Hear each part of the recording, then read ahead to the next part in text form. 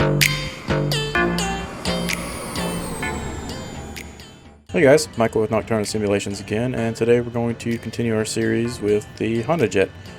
So we'll pick up where we left off, and just a quick reminder, if you're just now joining us, go ahead and make sure you click on our first episode and start there so that you know exactly what's going on here. So we'll jump down here to the normal before taxi checklist. Wing anti-ice, like I said before, weather's great, no need. Transponder code, we go down here to our audio radios panel, and you'll see that our transponder code is 1200 right now, so we can set this to, let's just imagine we're being assigned transponder code via ATC. Click enter, you'll see it there. Flight ID confirmed, so we will go ahead and turn on TA only, which is traffic alerting. And we are November Kilo Yankee 622, so at this time ATC may or may not get a hold of you. Make sure that they can see you. Flight plan's good. Navigation source, currently it's on VOR1, so we want to change that via this little soft key right here to FMS, so that's good.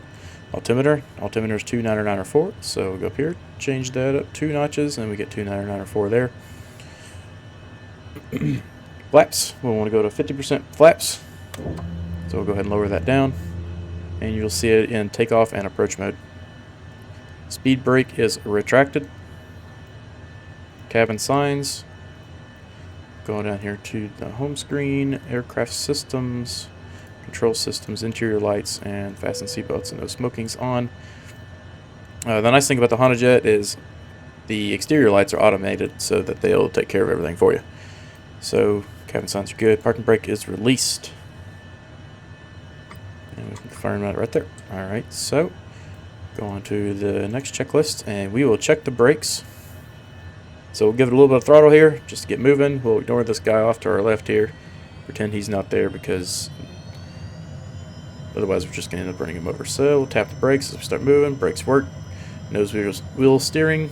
And we are going to be taking a left to get down to runway 3.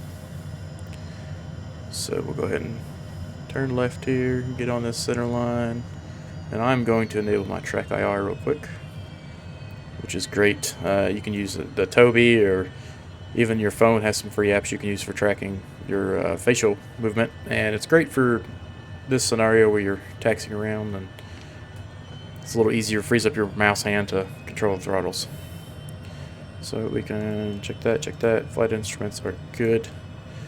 And we'll continue on over here to the taxiway to the right. Runway 3 is to the right per that sign, so take a right.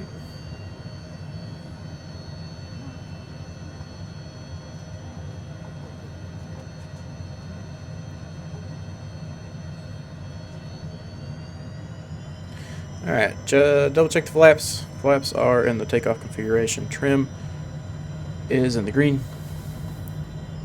Speed brake is retracted. CAS messages are clear. Navigation is set to FMS. Flight guidance. Go ahead and turn on our flight director. And we'll set that up here in a moment when we get on the runway.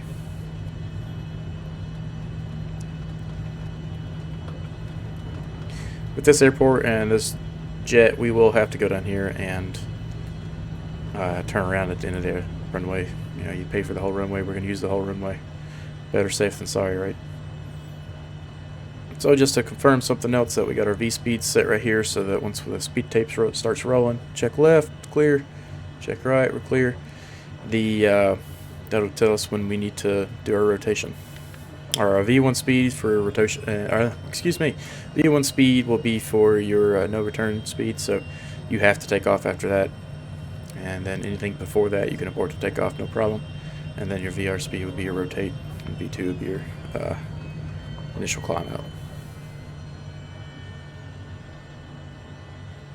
Get to the end here and do a 180.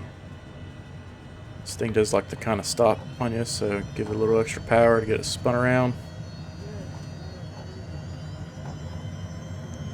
And we'll line back up with the center line.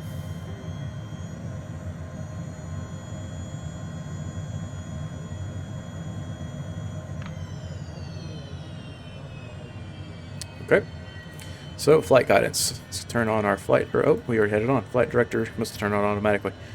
And then we'll do our toga button to bring up our crossbars. And what we're going to do initially is fly straight out. So we'll click the heading button to have it match our aircraft heading. And then we are going to want to do flight level change once we get up in the air. So for now, we'll leave that. Takeoff and landing data is correct. Takeoff briefing is complete. No need for the radar. Ice protection is no need. Alright, so we're good to go. So it's a little bit shorter of a runway, so we'll get our spooled up. Make sure we're stabilized around 50%. Toga, and release the brakes. It's yelling us at about the pitch trim, which we have set correctly, so I'm not entirely sure why.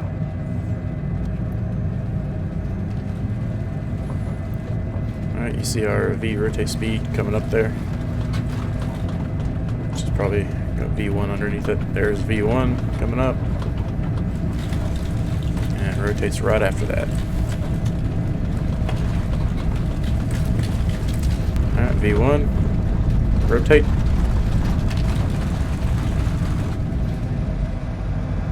And we got positive rate. Let's gear up.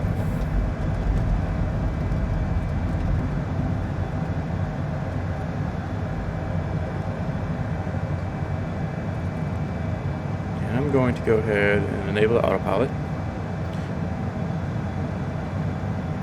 So landing gear is up. Yaw damper verify engaged. Yaw damper is engaged. And what we will do now is go ahead and change to navigational mode.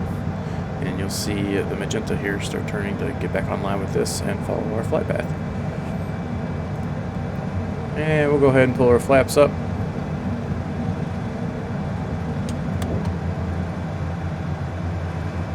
And it's a pretty awesome sight. Kind of scary too. So the nice thing too that we have is we got this vision, 3D vision down here, so we can see that we're not going to hit anything as we continue climbing out. We're actually getting a little bit of updraft here. Flaps are up. Thrust levers are MCT, so what I'm going to do is turn on the auto throttle now that we're clear of this mountain.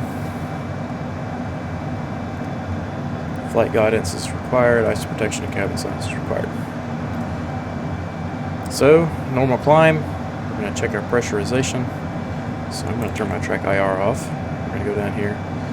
We're going to check our pressurization, which we see here. Altitude is climbing, pressure is stable. And I'm not entirely sure. Oh, landing field elevation in feet is 7,680. So we're good there. And once we get to 18,000, we will go on over to our standard pressure. Alright guys, we are at 16,000 feet and climbing at 3,200 feet per minute, which is fantastic. So once we get to 18,000, what we're going to do is go to standard pressure, which is what the world uses as a common altitude, so that no matter what the weather is at a certain altitude, everybody just understands that they're flying at that same pressure, so their altimeters aren't going to be off. And that can be quite significant when you're flying way up in the air, and you know, if your altimeter is set way high or way low and the other craft is complete opposite, then you could end up having an issue where you're flying at two different physical altitudes but indicating the same. So we'll go ahead and press that over. Oh, and it just it doesn't say standard, it just says 29.92, which in the United States is the standard pressure.